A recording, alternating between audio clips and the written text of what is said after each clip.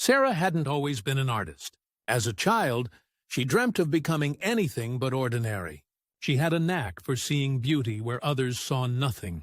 Cracks on walls turned into tales of wonder under her paintbrush, and abandoned objects breathed life again in her hands. Over time, her talent, combined with relentless hard work, turned her into a sensation in her city. But success is fragile.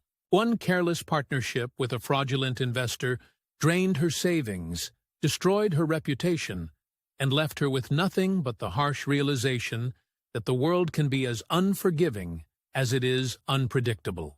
That evening on the bridge, Sarah's mind was clouded, but something stopped her. A tiny glimmer of light reflecting off a rusty metal piece on the ground, nestled in a forgotten corner. Curious, as if her instincts were distracting her from the darkness, she picked it up. It was an old, discarded key. Unlike the screaming chaos in her mind, the key exuded quiet mystery. Where did it come from? What did it open? With nothing left to lose, a reluctant spark of curiosity brought her back from the edge. That night, Sarah kept turning the little key over in her hands. It seemed inconsequential, and yet it wouldn't leave her mind. She decided to start walking around the city the next day, carrying the key and wondering if it could lead her somewhere new. Days turned into weeks, and Sarah wandered through abandoned buildings, old bookstores, and any place she thought an ancient lock might be hiding.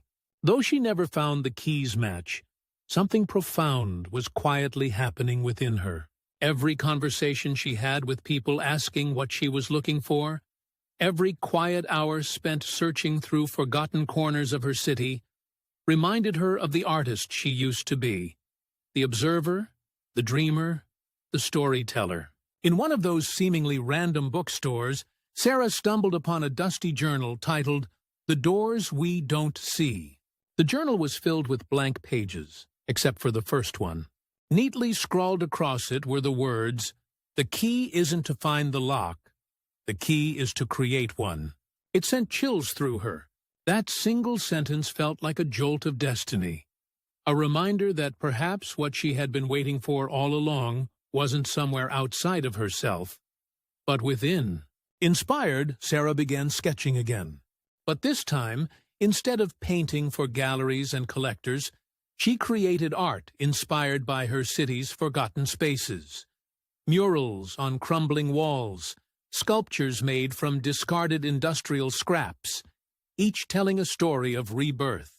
Over time, people began noticing, sharing photos of her work, and connecting deeply with the idea that even broken things could become extraordinary when seen through the right lens.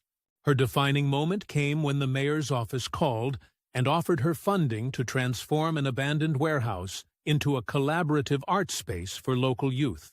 She almost didn't believe it. The same city where she had lost everything now wanted her to lead its most ambitious project in years. With tears in her eyes, she accepted. The art center became a beacon of hope for the disillusioned and unseen, a reminder that beauty could rise from ruin. Years later, as Sarah stood in front of a mural that now graced the same bridge she once stood on, she smiled. The mural, titled "The Key Within," depicted a hand holding an old key, with roots and flowers growing from it. It wasn't just her story anymore. It was everyone's story. She turned to a group of students behind her and said, "You'll have days when every door feels shut, and the weight of the world seems unbearable. But sometimes the locks don't exist yet, and it's your job to create them." Sarah's journey taught her, and everyone who knew her, that rock bottom isn't the end. It's the soil where the strongest roots can grow. When life breaks you, it's not to bury you, but to plant something extraordinary. And if you've ever felt lost or defeated, remember this: the key to your next chapter is already in your hands.